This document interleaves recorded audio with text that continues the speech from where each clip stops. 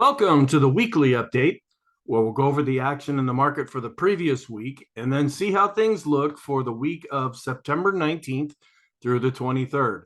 And a week ago, when I did this video, things were looking a lot better. We saw a lot of improvement, not only in the weekly charts, but also in the daily charts. And we actually had switched over positive.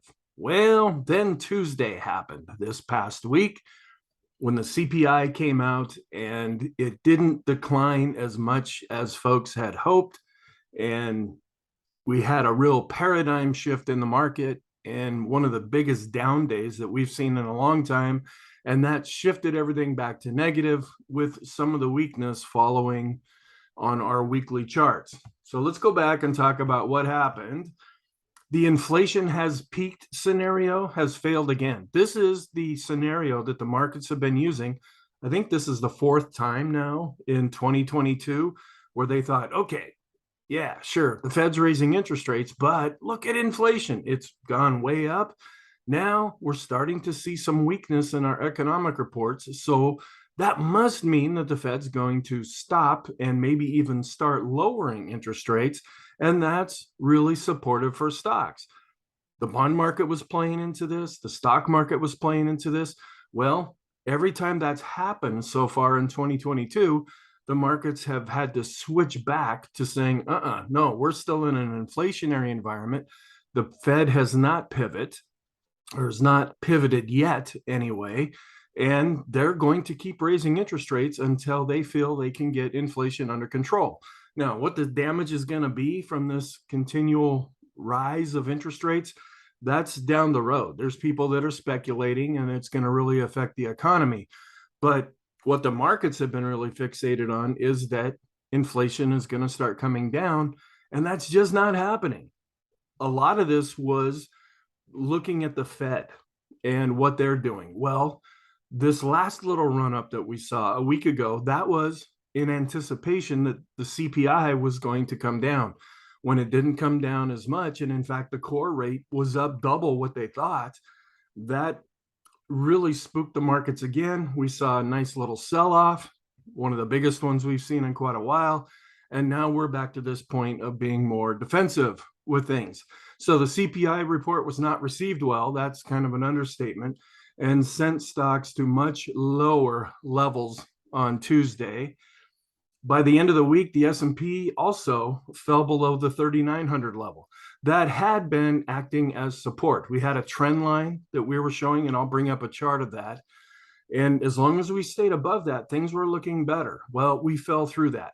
3,900 is also psychologically important. It's a round number. It's what the financial media likes to refer to. There are lots of options at that level. It's a valid strike price. So the dynamics that played out in the market over the last week really did a lot of damage there. So after Tuesday, there was even a small chance, and I'll show you a chart, that now the Fed may raise interest rates 1% at their meeting that's coming up this week. And that hadn't even been on the table before. We were looking at anywhere from half to 3/4. Well, now it's pretty much locked in at 3/4, but they're already starting to look ahead to maybe it could go up 1% at this next meeting. And interest rates rose as stocks fell. So they're going in pretty much opposite directions now. And then the other economic reports that came out, we had the PPI, market didn't really react to that. Retail sales, market didn't really react to that. They were so freaked out about the CPI on Tuesday that nothing really came in and replaced that. And there were some companies that issued warnings. The biggest one was FedEx, and that was kind of the reason for the big downturn in Friday's session. Was FedEx gave an earnings warning, and they were a darling stock. They were a stay-at-home stock, and they thought, well, man, we're just buying all this stuff online and we get it shipped to us either through FedEx or Amazon Prime or what have you. Well, when they came out and said, things aren't going to be as good as we thought, that sent some waves through the market as well. And then volume has been picking up. Now we're going down and people are nervous, so they might be generating some volume that way. But we've really seen this pick up in volume since Labor Day, now that summer is unofficially over. and people are back to work, back to school, getting back to their more normal lives, we've seen volume really starting to pick up. So for the week, the S&P was down 4.77%. Volume was above average, so we're seeing a pickup there. The technicals, they're pretty much negative still, and I'll go through the charts. We have a pretty negative picture. We have quite a negative picture on the daily charts. Takes a little bit longer on the weekly charts because they're slower, and they had been showing some improvement, but even those improving areas are starting to roll over. And of course, the big fixation is inflation and interest rates. And that will be the big fixation this week, barring some kind of other event that is in the geopolitical concerns category of things. And any one of those could come to the forefront. I always say that, but right now the markets are really fixated on inflation and interest rates. We'll get some Fed speak and policy this week. So that's another thing. That'll be on Wednesday. And then there's still this little debate going back and forth. Are we in a recession? Are we not? For a lot of folks, it's like my life is not as good as it was a while back. And so I don't care if we're in a recession or not. Things are not as good right now. Other people, hey, I'm doing okay. Everything's all right. Maybe we're not in a recession right now.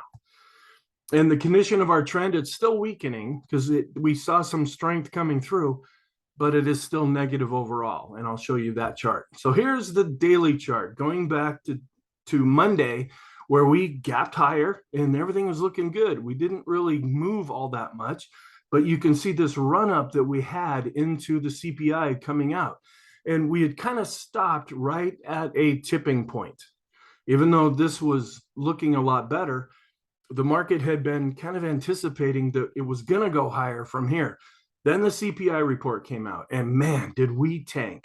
We not only went through S1, S2, we went down below S3 and S4. And I don't even know if there's an S5 or S6, but we went down below it if they have them. And we just saw a really, really negative day. Then the PPI came out, not much of a reaction, but we were still a bit lower.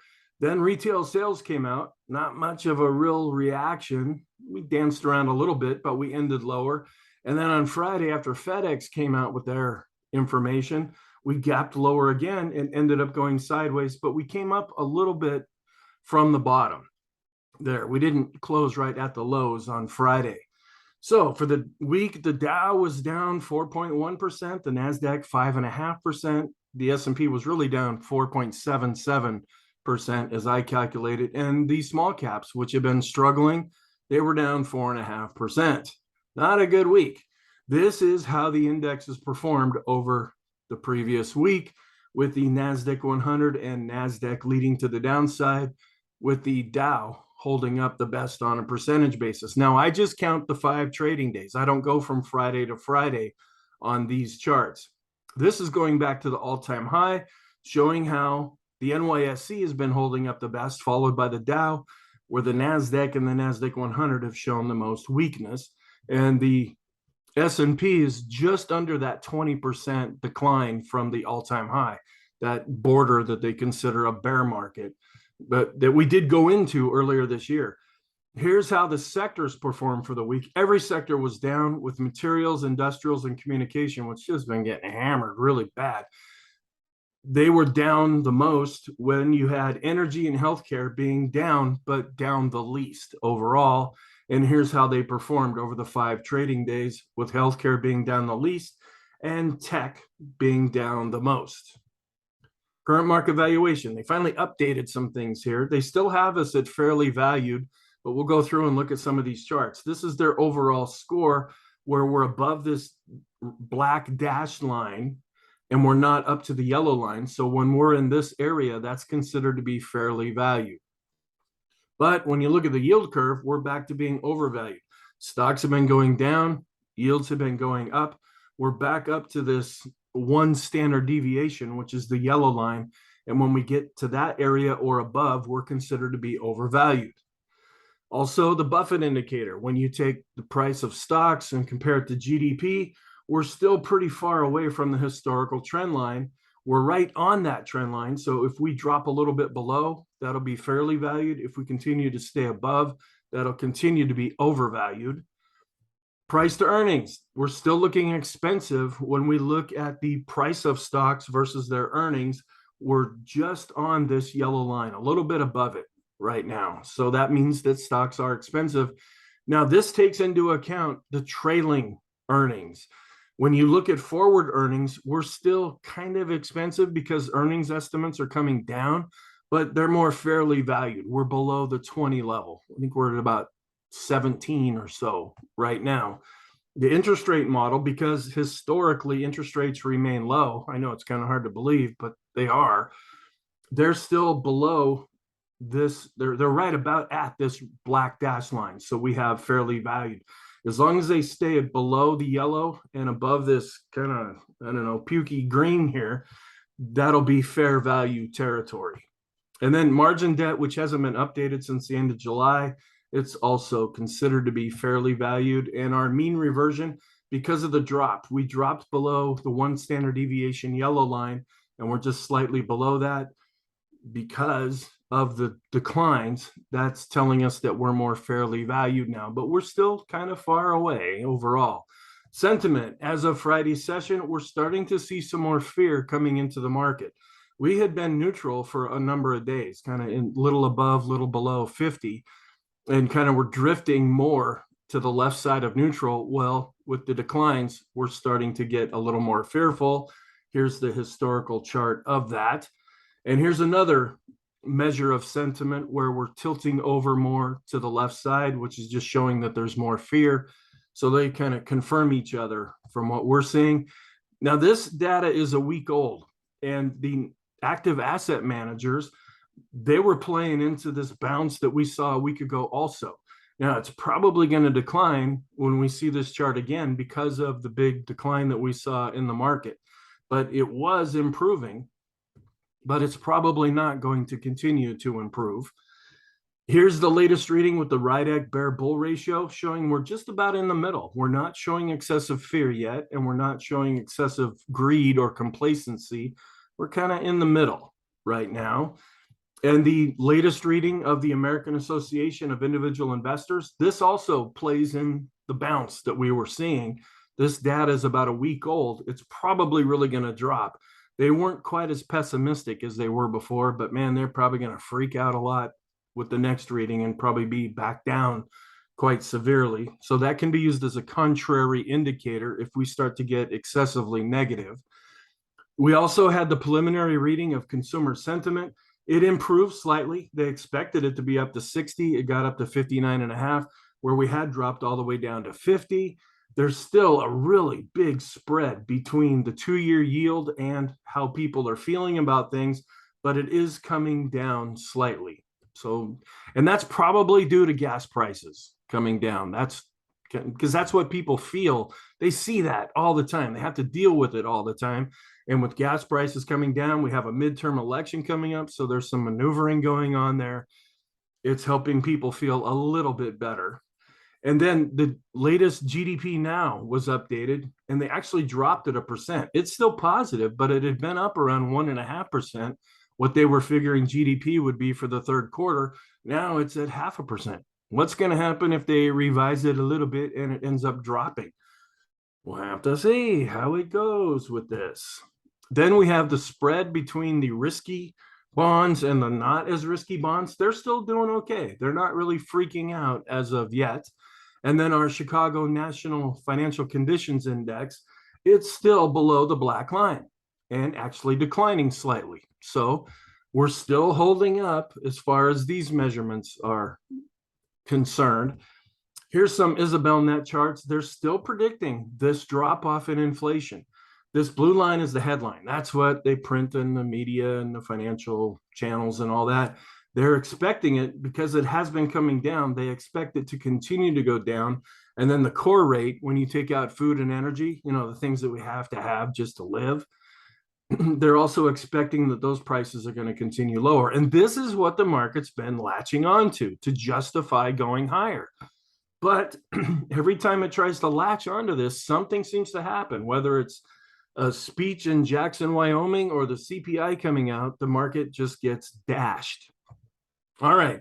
Then this just shows that global government bonds, they're not doing very good. The worst loss since 1949. Yes, I'm sure a lot of you remember how 1949 went. And there's some major events that were happening when we saw a real bottom. World War One, yeah, that's kind of a big deal, as was World War Two. When the UK went off the gold standard, the Marshall Plan, this was after World War II when we helped Europe to rebuild things. Well, we're kind of down in those areas right again. And so things are just not looking all that good, at least from a bond perspective.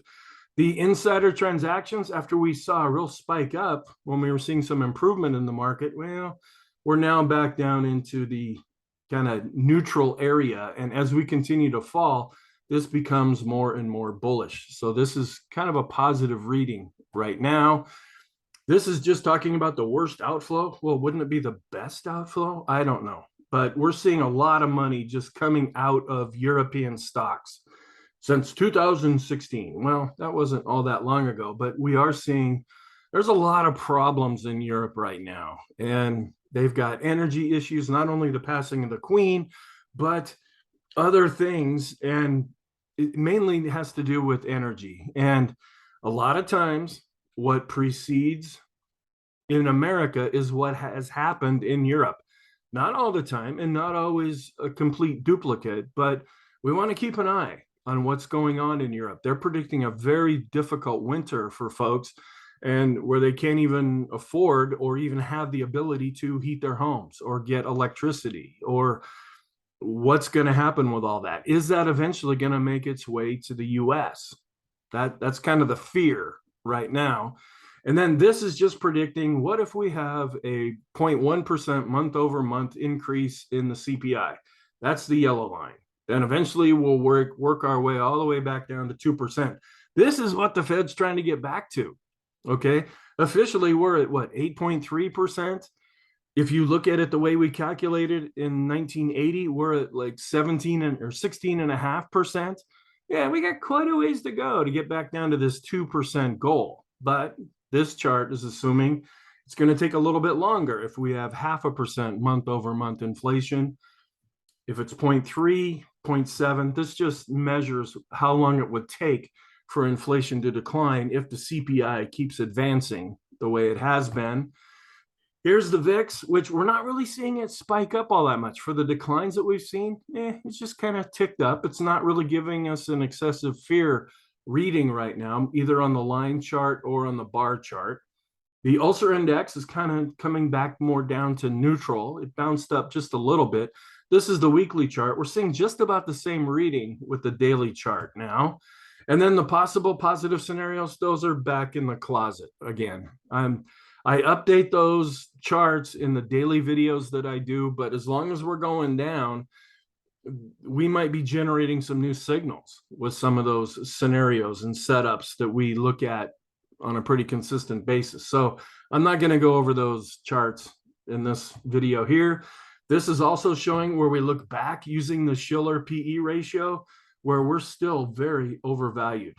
The median and the mean should be 16 to 17. We're at almost 29 currently. So stocks on a trailing basis are, which means historical, are still very overvalued. Then looking at the Fed, this will be interesting. This is where we were August 5th. They were looking at a 68% chance that we would be raising rates 0.75%. They're at 2.25 to 2.5. So a 3/4 rate increase would put us to 3 to 3.25. And that seemed pretty accepted. There were still some folks holding out for the 50 basis point move up. And then we saw, as the month went on, we saw the economic reports that were coming out were showing some weakness. So now they thought, well, maybe they're only going to raise it 0.5% at the next meeting. Then we saw some more weakness. Maybe this 0.5% has some idea behind it.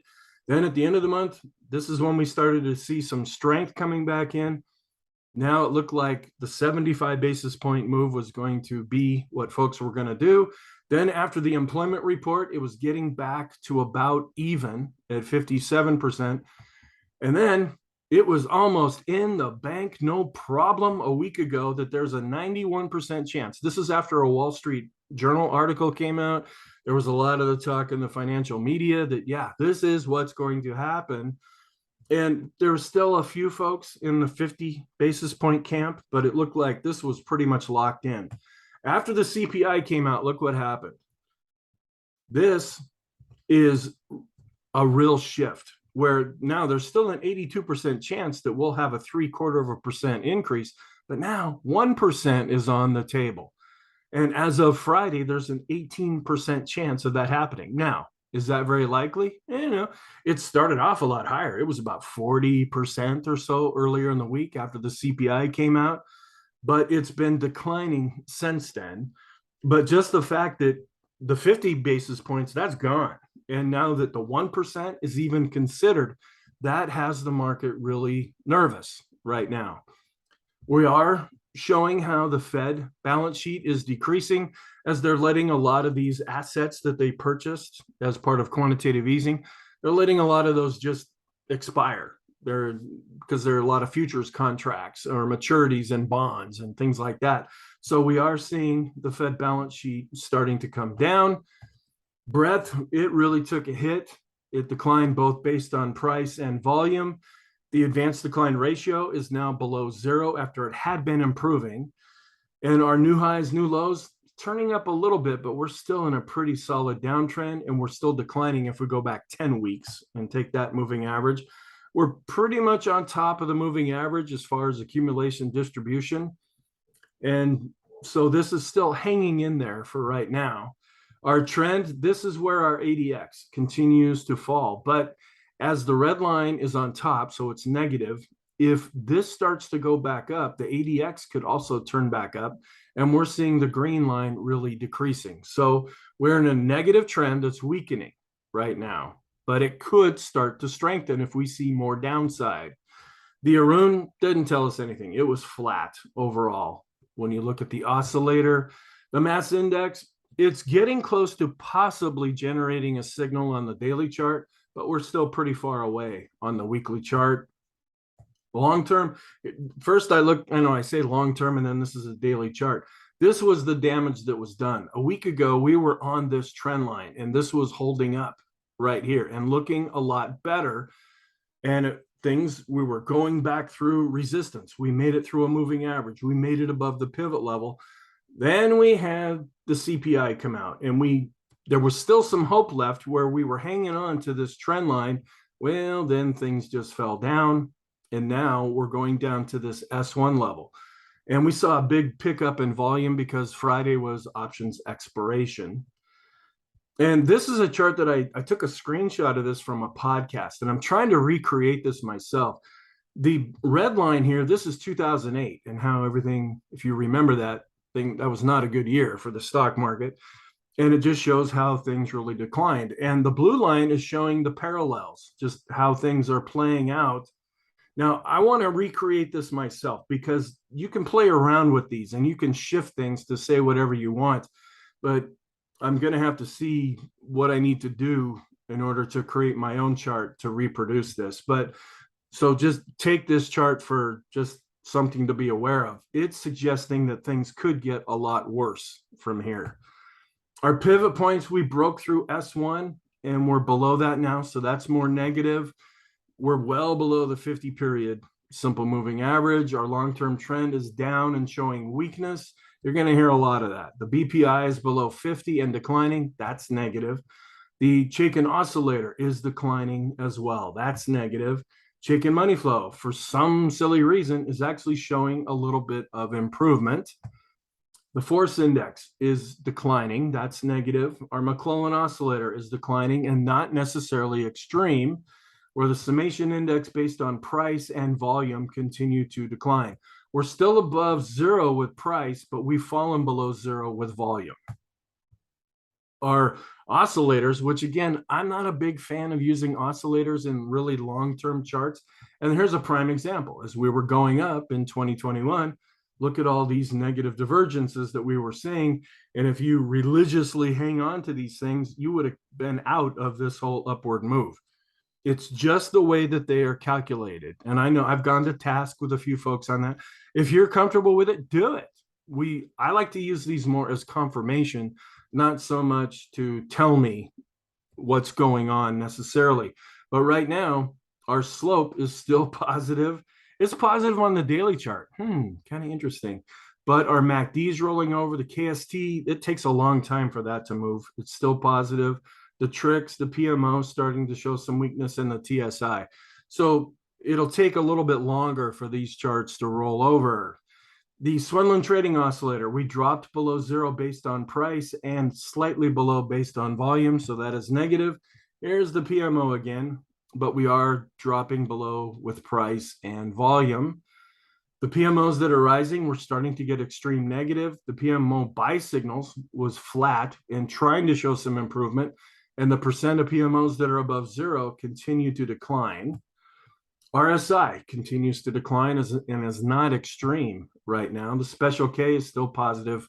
This thing moves pretty slowly. Stochc RSI getting ready possibly to cross below the midpoint, which would turn it more negative. Williams percent R is below the midpoint and declining. And the Vortex, they're kind of jumbled up right now. It was showing some improvement as well, but not right now. So kind of getting a mixed picture with that. Ultimate Oscillator is declining. Money flow declining. Bollinger Bands not giving us an extreme. And this is the percent B. How close do we get to the upper or lower band? We're not really near them currently. The KST, which had been showing some improvement, continues to go up, but that could roll over if we start to see some follow through downside action. The PPO, which had been showing some improvement, is now starting to roll over. The rate of change, not necessarily extreme, but is negative.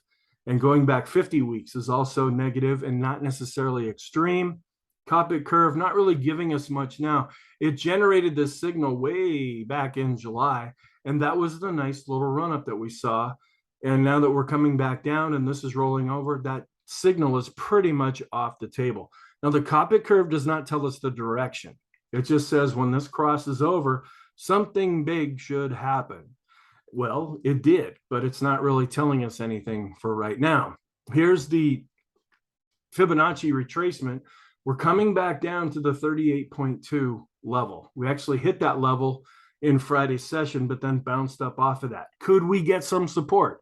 Now, quite often, Monday after options expiration can be a pretty negative day, but there are times when it's not negative or it's kind of a ho-hum day. But just be aware of that. You have a lot of folks that are taking this weekend to reevaluate things, and they might decide, hey, this is going crazy here, get me out. And if a lot of people start to do that, we could see some wave selling in Monday's session. Just we always have to be careful of those things. But we did bounce off of this support. That could be positive. If we break through it, then that'll be more negative. Our different charts, our Heiken Ashi on the weekly chart is negative. The Kegi is still positive, hasn't turned red yet, but it's showing some weakness. The Renko still positive, hasn't picked up on this price movement.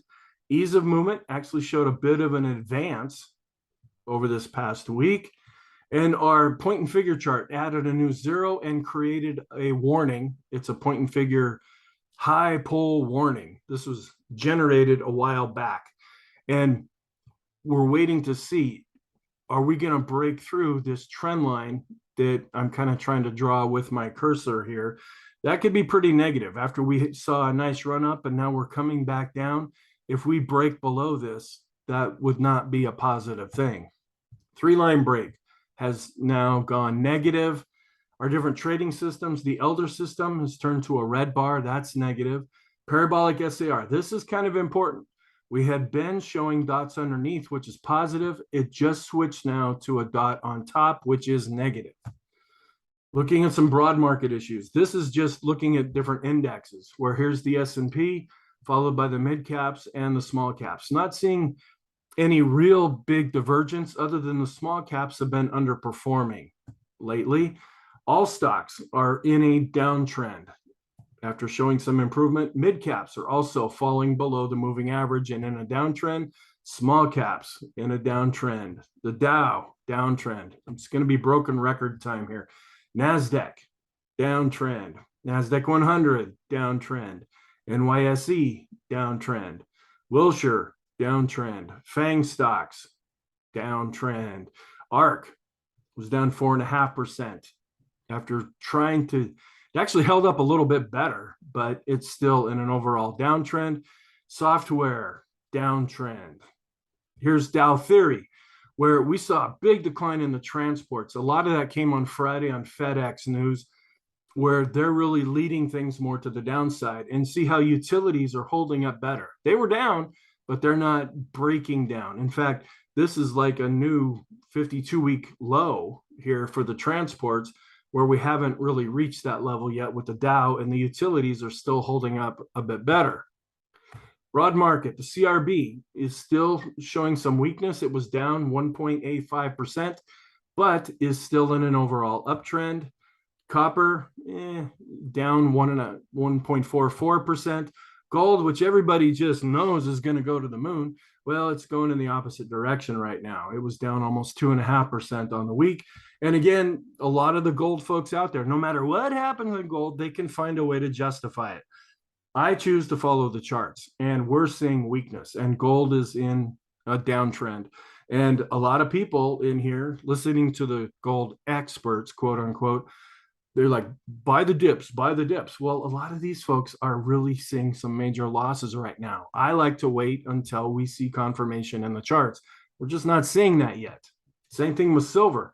It was up 3.87%. It got back up to its moving average, but it's still in an overall downtrend. Oil has been falling. There's some word that came out this past week that the government needs to replace the reserves that it's been spilling out into the markets to help lower gas prices.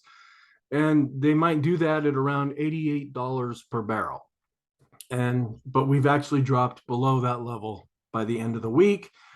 The dollar continues to hold up quite well. Just about the time folks are ready to declare its death, it just turns around and continues to go higher and is outperforming the Japanese yen and the euro.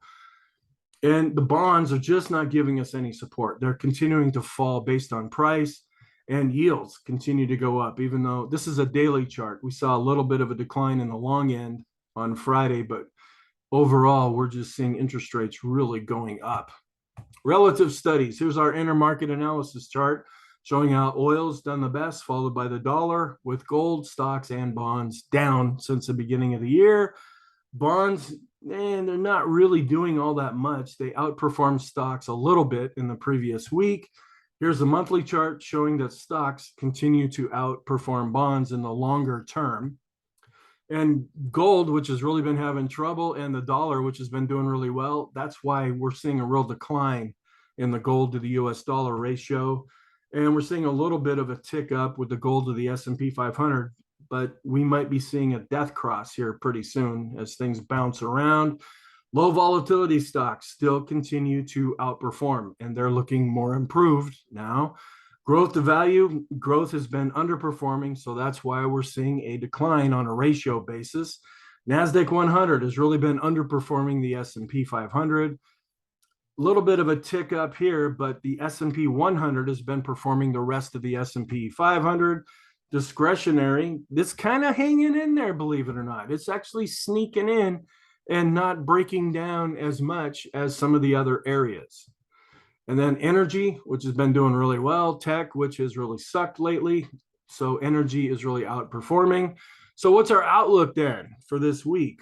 We have on Monday the NAHB Housing Market Index. Not a major report, but I bring that up because we're going to get a lot of real estate information this week, and we're seeing some weakness in those areas. So we want to take all those reports and try to reach some kind of a decision. Is the real estate market still showing weakness, or are we going to see some improvement there? Then on Tuesday, we get housing starts and building permits. Those can be leading indicators. These are things that have to happen before they even start building. Then on Wednesday, we have the mortgage applications index that comes out every week, existing home sales, and then the Fed is going to come out with their announcement at about 2 p.m. Eastern. Then about a half hour later is when Chairperson Powell will go do the press conference, and the markets will react to whatever they think is good or bad there. Then on Thursday, we get the weekly jobless claims, and the leading economic index will be coming out. And then Friday, these are not major reports, but it's the IHS market manufacturing. That's one report. And then we also get a second report that deals with the services. So we're still watching the technicals, which are turning negative overall. We could see some kind of a bounce. We're not necessarily oversold. We're showing some oversold indications on the daily charts, but we're not really seeing anything on the weekly charts yet. So things are kind of not looking all that well right now, but anything can always happen. The fixation, of course, is inflation and interest rates, and then we'll get a lot of Fed speak and policy this week with the Fed coming out. So our scenarios, this is based on the daily chart. This is just for Monday's session. We kind of go with the down scenario because of all the headwinds that are hitting the markets. And on the daily chart specifically, our technicals are quite negative. We can't really go with the up scenario because the technicals are negative. Our positive possible scenarios, possible positive scenarios, those are on hold right now and might be getting ready to generate some new signals. The technicals are negative. We've lost the moving averages. We've gone through fib retracements. We're breaking through support. So you can't really go with that unless you want to get in front of a moving freight train. We can go with the sideways because the ADX is below 20 on the daily chart. Now, if we continue to go lower, that ADX is probably going to turn up because the ADX, the red line's on top. So it's more negative. All right, so thank you. I hope you have a wonderful week. Please look at either the daily brief for Monday or the full-length video. This is the weekly video. I will be posting the intermarket analysis video before Monday's open.